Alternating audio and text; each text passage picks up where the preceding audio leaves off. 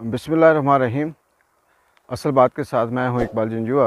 आप देख रहे हैं मेरा यूट्यूब चैनल और फेसबुक। नाज़रीन, जैसे आप सबको पता है कि हुकूमत ने पेट्रोलियम मसनूआत की कीमतों में एकदम से 30% इजाफ़ा करने के बाद कुछ दिन अभी गुजरे ही थे, अवाम अभी उसको मैनेज करने की सोच रही थी, उस पर अपने तबसे तेज़ी और रोना रो रही थी कि एकदम से घी की कीमतों में 208 रुपये यूटिलिटी स्टोर में इजाफ़ा कर दिया, जो कि प्राइवेट दुकानों पे या बड़े स्टोरों में इससे ज़्यादा का इजाफ़ा है। इसके साथ दीगर बेशुमार चीज़ों में, जिसमें खाने पीने की है, सब्ज़ी है, आटा है, बाकी दीगर एशिया हैं, चावल हैं, इनकी कीमतों में भी होशरुबा इजाफ़ा हो रहा है और हुआ है, जो कि एक आम आदमी की या तनख्वाहदार आदमी की पहुंच से दूर है। और आप ये कह सकते हैं कि जो मज़दूर है या जो मुलाज़म पेशा लोग हैं, जिनकी तनख्वाहें फ़िक्स हैं, वो किसी भी सूरत इसको मैनेज नहीं कर पा रहे। जो 20,000, 25,000, 30,000, 40,000 तक सैलरी ले रहा है, उसके लिए हालात बहुत मुश्किल हैं। जो फैमिली के लोग हैं, जिनके बच्चे हैं, स्कूलों में जाते हैं, पढ़ाई है, घर में है, वालदैन हैं, दुख बीमारी है और बेशुमार इस तरह से मसाइल हैं, वो इस हुकूमत का ये जो तूफ़ान है, ये जो महंगाई का, इसके लिए ये उनके लिए बड़ा तकलीफ़ देह है। और आप कह सकते हैं कि तारीख़ की बदतरीन महंगाई इस वक्त मुल्क में मौजूद है। ये उस हुकूमत की कारगुज़ारी है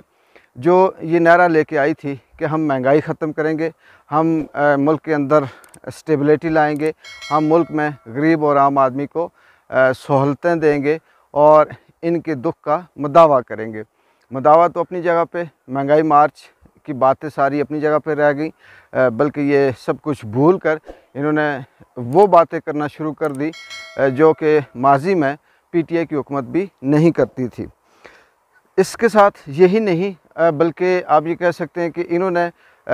उन तमाम चैनल्स को, जिसमें इंक्लूडिंग ARY और बहुत से ऐसे यूट्यूबर, बहुत से ऐसे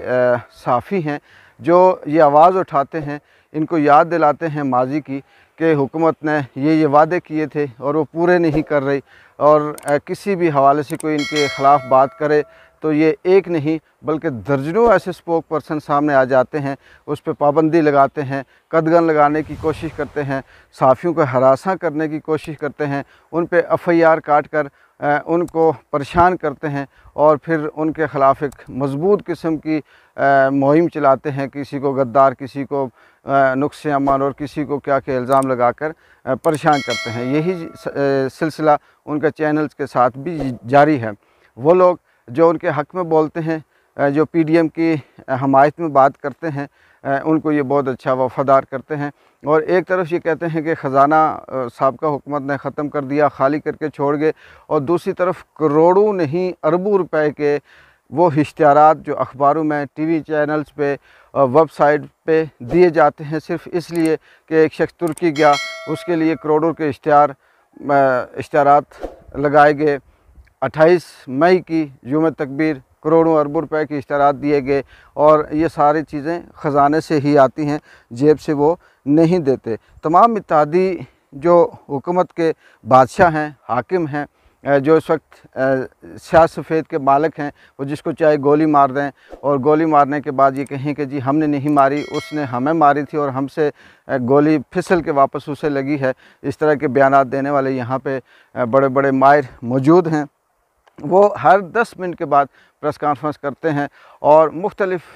झूठ और इधर की उधर मिलाकर साबका जो हुकूमत है पाकिस्तान तहरीक इंसाफ की, उस पर इल्ज़ाम देते हैं और ये कहते हैं कि जी उसने सब तबाही की है और हम अभी ठीक करने आए हैं। अब ठीक करने ये आए हैं कि हम महंगाई भी करेंगे, हम गोलियां भी मारेंगे, हम रास्ते भी रोकेंगे, हम एहतजाज भी नहीं करने देंगे, हम इस्टेब्लिशमेंट के जो फ़ैसले हमारे ख़िलाफ़ हैं वो भी नहीं मानेंगे, अदलिया के जो फ़ैसले हैं हमारे ख़िलाफ़ उस पर भी एहतजाज करेंगे, और ये सारी चीज़ें जो हम कहेंगे वो सही है, जो हम करेंगे वो ठीक है, जो कोई और करेगा या करता है वो गलत है। खुद ये गालियां दें, खुद किसी को जादूगरनी कहें, खुद किसी को फितना कहें, खुद किसी को फासिस्ट कहें, खुद किसी को जो मर्ज़ी ये कहते रहें,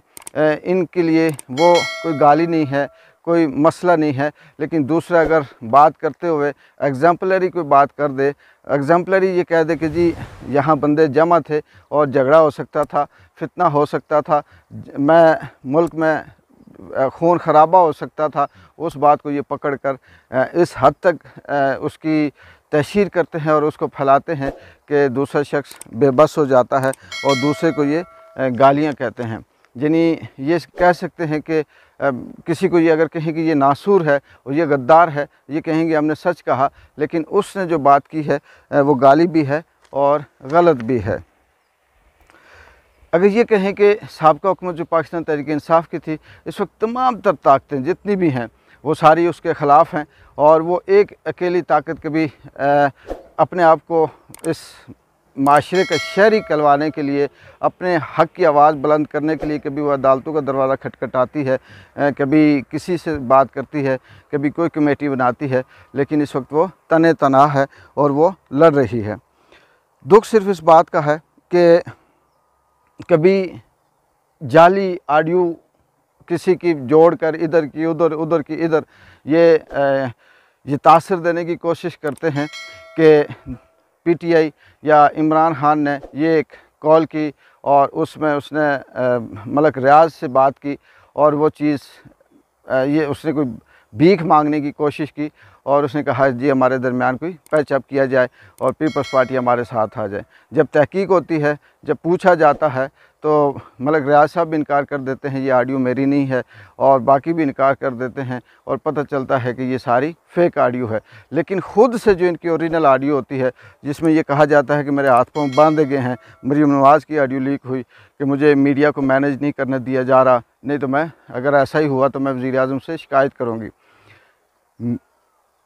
इसको मीडिया को मैनेज करने का मकसद ये है कि हम जिस चैनल को चाहें बंद कर दें, जिस साफ़ी के चाहें ख़िलाफ़ उसके केस कर दें और जिसको चाहें हम उसे सज़ा दे दें, हमें कोई कुछ ना कहे और रोके ना, चाहे वो अदालत हो, इस्टेब्लिशमेंट हो या कोई और इदारा हो, हमें खुली छुट्टी दे दें। वो उस पर ये बात नहीं करते। जिस तरह से हालात चल रहे हैं, जिस तरह से ख़जाना तो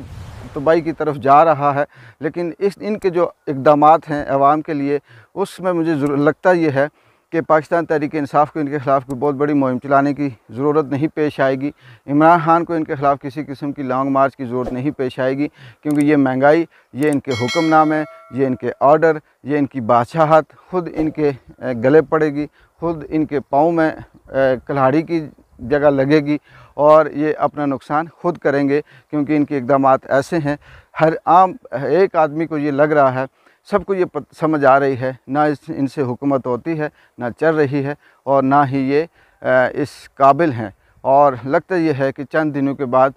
जो इस्टेब्लिशमेंट है, जो मुक़्तदर हलके हैं, वो बेबस होकर इनको ये आर्डर देंगे कि आप अपना रास्ता लें और मुल्क में एक कामयाबी के लिए इलेक्शन करवाए जाएं जो आने वाले वक्त में इस मुल्क के लिए, आवाम के लिए बेहतर हों।